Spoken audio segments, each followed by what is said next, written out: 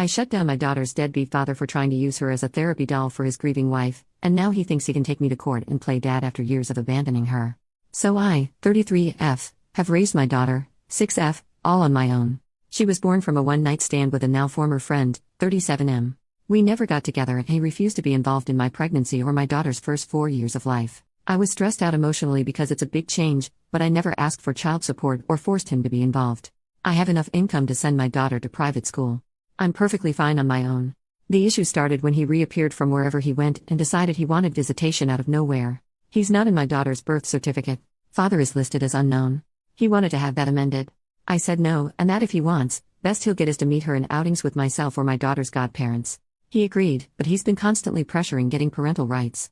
The court already gave him a big fat no, unless he pays 4 years of child support, which with his income goes somewhere around $230,000. He hasn't paid a cent. My daughter doesn't even call him dad. Or recognize him as dad. She calls him Mr. I keep it very clean. I never bad-talked him, never made up stories. When she asked about her father, I used to say it was just the two of us. Even during court, the assigned CPS agent testified that my daughter had no affection or clear relationship with her biological father. Now the main issue happened in a PTA meeting. He would say things like my family thinks or what is best for my family. I didn't agree with him and I voiced by saying my daughter has different needs and those are priority. He was clearly angry. After the meeting there was a moment for teachers and parents to mingle and just talk about how the kids are doing. One of the teachers approached me to apologize, saying she didn't know my husband and I didn't like a project she was doing with the kids. I told her I had no husband and my daughter loved the project and wants to be part of it. The teacher then told me that my former friend was going around talking like he's my husband and he represents the family. I saw red. I walked to him and very loudly told him we needed to talk in private.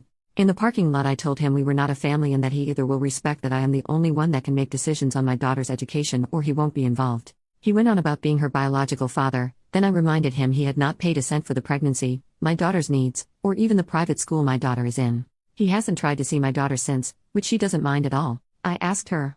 I do feel a bit bad about what I said. Am I the jerk? Edit. I wanted to add this because the private messages are driving me insane. He has the money to pay child support. He chose not to pay. He was never prohibited from being involved. He had my phone number. I sent him picture and invited him to birthdays and other big celebrations. He never once came. Also, we are not in the US. OP makes a new post 8 days later. My daughter's father wants to use her as therapy for his wife. I'm going to preface this by saying my 6-year-old daughter's father, I'm going to call him Jeff, has never been my romantic partner. We had a one-night stand. I don't like people calling him my ex, since it makes it seem we had some kind of emotional attachment. He was never involved after I told him I was pregnant, and actually wanted me to terminate the pregnancy, but I decided to raise my child alone since I have enough money to raise her without child support. For the whole pregnancy and the first 4 years, Jeff was not in the picture. On my mother's recommendation, I did send him pictures and invited him to special events, but he always replied he had no interest in my daughter. 2 years ago he reappeared and began demanding parental rights. When I didn't do what he wanted, he sued and was told no, he was not getting parental rights. He was given the offer to pay child support and then we can revisit giving him actual rights, but he has refused. He has the money, much more than me, but he refuses. I still offered to let him see my daughter in a casual manner, no child support needed, with the agreement anything legal, medical, or educational will not involve him. He pushed the boundaries and we had a fallout. After that, we didn't hear from him for almost 6 weeks before he called to meet for Christmas. After much discussion, I agreed to bring my daughter over on the condition my daughter's godparents could come. Thus we went over for Christmas dinner. And finding out Jeff is married and had never told his family he had a child. It was great to be judged by a bunch of strangers. It was uncomfortable the whole time. I'm going to use fake names, but let's say my daughter's name is Katie. His wife kept calling my daughter Gabrielle. Not the actual name she used, but it was that different to my daughter's name. The wife was also very physical, trying to pick up my daughter or parent her. I would block her or tell her to please let me deal with my child. The whole time she pretty much ignored me, but Katie didn't seem nervous so I decided to just bid my time. I hit my limit when my daughter said she needed the bathroom and this stranger went, "Oh Gabby, you need potty? Let mommy change you." My daughter hasn't worn diapers in a while now and she's more than capable of going alone to the bathroom. I immediately told her to stay away from my daughter and that we were leaving. The woman started wailing that I was kidnapping her baby girl and tried to lunge at me. Her in-laws got in the middle and held her, consoling her and saying that we weren't leaving and for her to calm down like she was the victim. At that point I just glared at Jeff and told him he'd better explain or I would be calling the police. He asked me to speak in private in another room and that I could just leave my daughter with his parents. No way that would ever happen. Katie's godparents took her with them despite the wife having a full meltdown. Jeff and I spoke outside and he explained that he and his wife recently lost a daughter. I'm not going to give specific details on that, all I'll say is that it was sudden and nobody's fault. And as I can only imagine, it had caused some psychological issues to his wife. Apparently, he had the brilliant idea that having Katie pass as their lost child would help his wife, without telling me. And that's why he wanted visitations and parental rights all of a sudden. He pleaded for me to leave my daughter with him for a little bit. I asked him what was his plan when his wife heals. His response was disgusting. Well, I'll just send Katie back with you and it will be just like before. I told him he was insane if he thought I would let him use my daughter like that. What his wife needs is therapy with a professional, not feeding her delusions. And I would not let that woman within miles from my daughter. He told me I was being cruel and didn't know the pain of losing a child. I agreed with him, but reminded Jeff that my priority is not his family, it's my child. What he and his family do to work through their grief has nothing to do with us. I also told him to call his lawyer because I am making sure he never has contact with my child ever again. So that's what I'm bracing for. He's been blasting my phone since Christmas, but I can easily ignore him. My daughter and I are doing a small travel vacation. This isn't an update, just something I feel needs to be said. My daughter is set for life monetarily. She has a trust, and I make really good money in my position. If she was 18 right now, I could put her through college without a loan.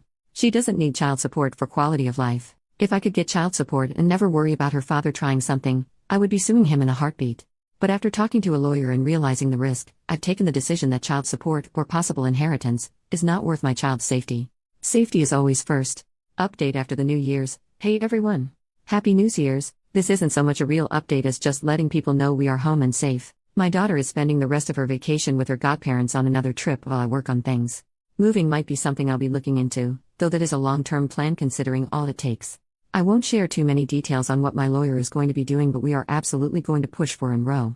I might not post for some time. At least not until things settled. I do appreciate all the support and good advice. I'm taking a lot of it into account as I plan how to move forward. Update, 18 days later. Hey everyone, I decided to post a last update, since I will be going full silent for a long period.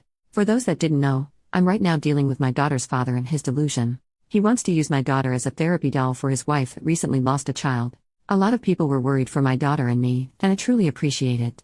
We're both safe, she's currently having a great vacation with her godparents, and I'm currently making my own arrangements to move on. My lawyer is working hard on keeping everything in order.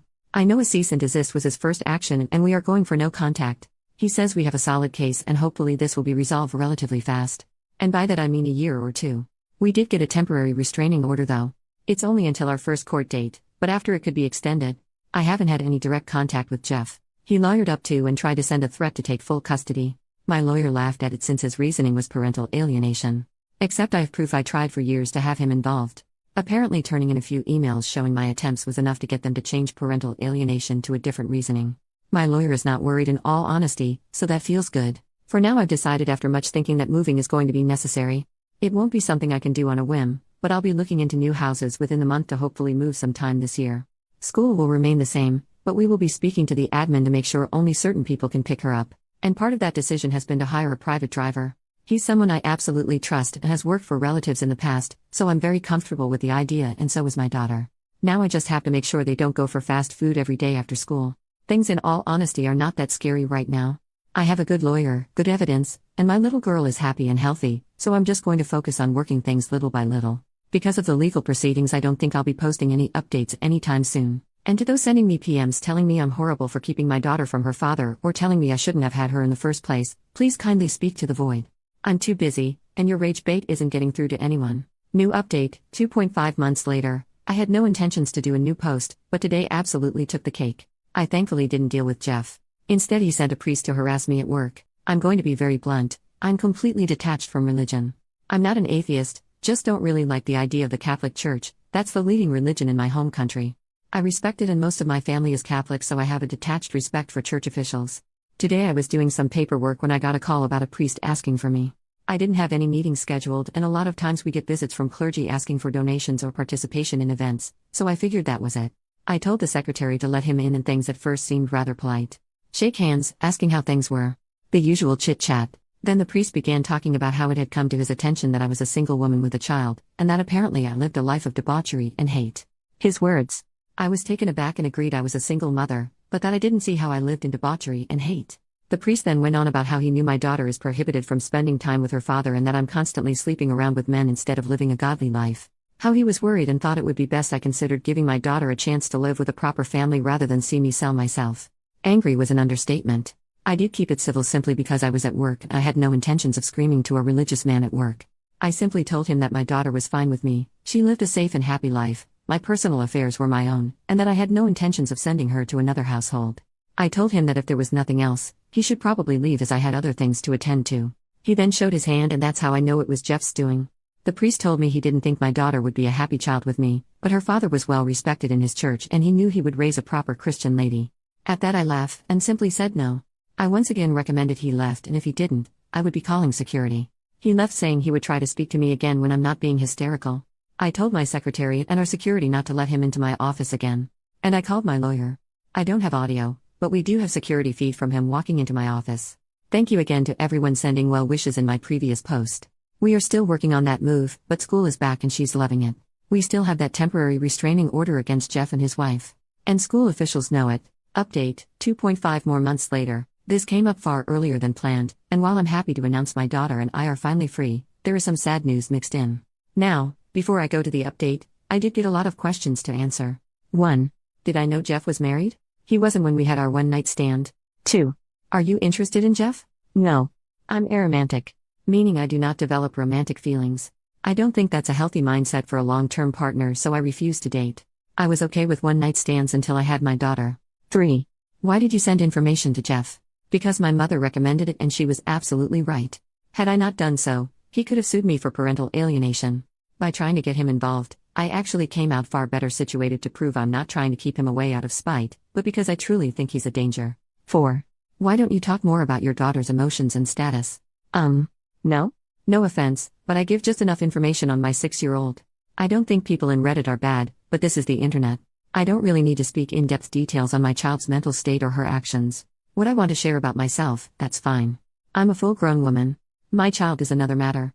I don't even post pictures of her in social media. All you need to know, for the people asking, is she's happy, healthy, and has a father figure in her godfather. She's a normal rambunctious little girl. 5. Why was Jeff arrested? He got into a drunk fight. Assault charges. It's completely unrelated to my kid, but could have been used for custody matters.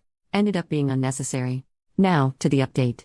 While our case has yet to be reviewed, we were scheduled for September 2025, Jeff's lawyer contacted mine to say they were dropping their demand for parental rights. About 6 weeks ago, Jeff formally agreed to drop any claims for rights or responsibility to my daughter.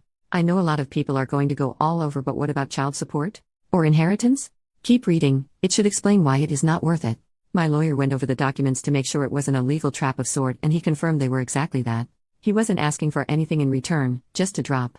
I didn't question more, just had it signed, and now we need to wait a couple of weeks to get confirmation that everything is done. Since both parties agree on this, it should be relatively quick to get it through the courts. If it sounds weird that he suddenly just gave up, I thought the same. To be sincere, I was half tempted to snoop around, but I was way too busy making arrangements. As some people suggested, I will be moving.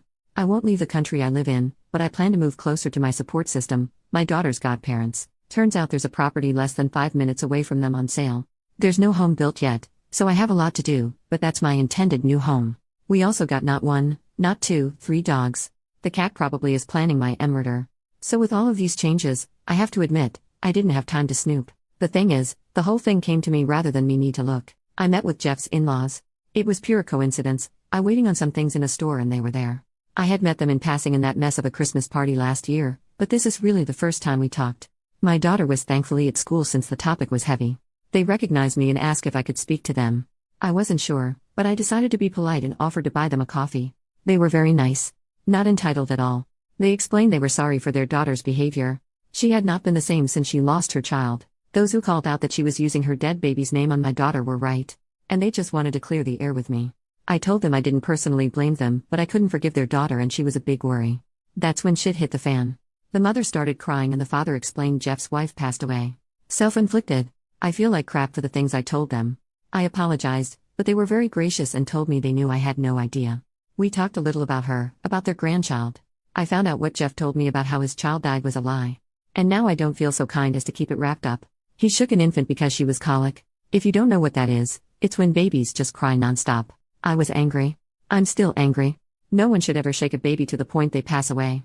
That's just diabolical in my opinion. He had told me she just passed away from sudden infant mortality. It's a common thing here, unfortunately. They talked about Jeff and how he sworn up and down I would agree with his idea to have my daughter pass for their lost grandchild. And that would help their daughter. They were not really thinking straight, and I get it. Jeff is a charmer, and mix that with grief, it goes nowhere well. There were other things said, but the main thing was they didn't want any resentment on my part to their family or their daughter. I told them that I don't hate them or their daughter, and how sorry I was they had to go through all of this. They gave me a picture of my daughter's half-sister. She was a very cute baby, and I plan to one day explain things to my daughter. I think it's important she knows. I also know where Jeff's wife and her baby are buried. I think not yet, but when things aren't as raw as they are right now, I'll take my daughter to visit her sister. I called my lawyer after to give him these new details. He did reprimand me for speaking to the in-laws alone, but he understood the situation. My lawyer is a good friend of mine, and he tends to be very blunt when I make mistakes. He promised me he's making sure that whatever ties could exist between Jeff and my daughter are fully cut legally. More things have come to light too. People were right, Jeff was pretty much lying to everyone, trying to paint himself as this saintly father that couldn't possibly be part of his one surviving daughter's life. A lot of people immediately judge single mothers here as homewreckers or street workers, so I had a few bad encounters with people throwing insults and threats my way. Another thing that came up, which was relatively recent. This was about 2 weeks before he gave up. Jeff began telling people he offered to marry me, but I refused him. That I was always after his money. Thankfully that one lie didn't go far with most people that know both of us, since I've made it very clear throughout my life that I'm never getting married. And I don't need his money. I got into a high-income job to care for my mom. And now my daughter. I don't really care for excessive luxury. His wife passed away not long before he sent the agreement. He didn't want anything to do with my daughter. It does explain why Jeff gave up.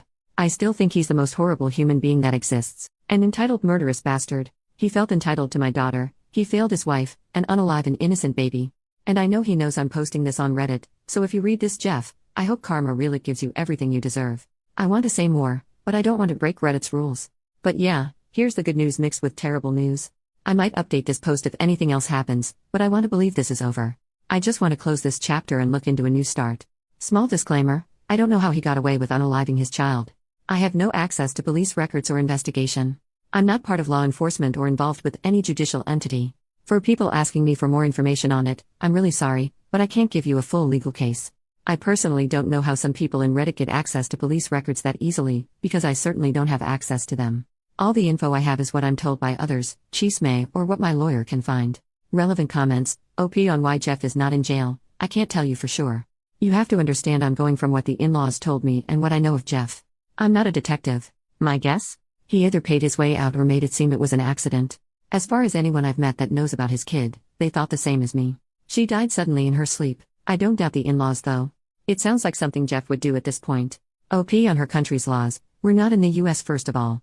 American law isn't a thing here. Here, a good bribe to the right person makes a lot of things go away. All I'll say is Latin America. I've explained in my past posts I don't share my specific country for privacy reasons. OP updates in the same post, 3 months later. Well, it's been 3 months and good news all around. To begin with, we're finally free of Jeff. Life is pretty much back to normal. My daughter only asked about Jeff once when we went to the park. We would meet him, and it was to make sure Mr. was not there. We also went together to her baby sister's grave. I explained to her as best as I could. I don't think she understands yet what the situation with her half-sister is, but we will go through it little by little. Another big change is I'm dating someone. And no, I'm still aromantic. My best friend who's been in the US until recently came back and asked me out. When I told him I was aromantic, he told me there was no pressure for romantic feelings. He just wanted a partner he could trust, and while this isn't a traditional relationship, it's really nice. I adore him as a friend even if I don't see him in any romantic way. He's met my daughter, but we're not doing anything official like moving in for a very long time. Through the grapevine I heard Jeff is apparently engaged again too. I think it was a very good thing we made that no-contact agreement. If he ever tries anything with my daughter, that piece of paper will be enough for court to tell him to go away. Overall we're happy and safe. I'm grateful for all the support here through the hell that was dealing with Jeff.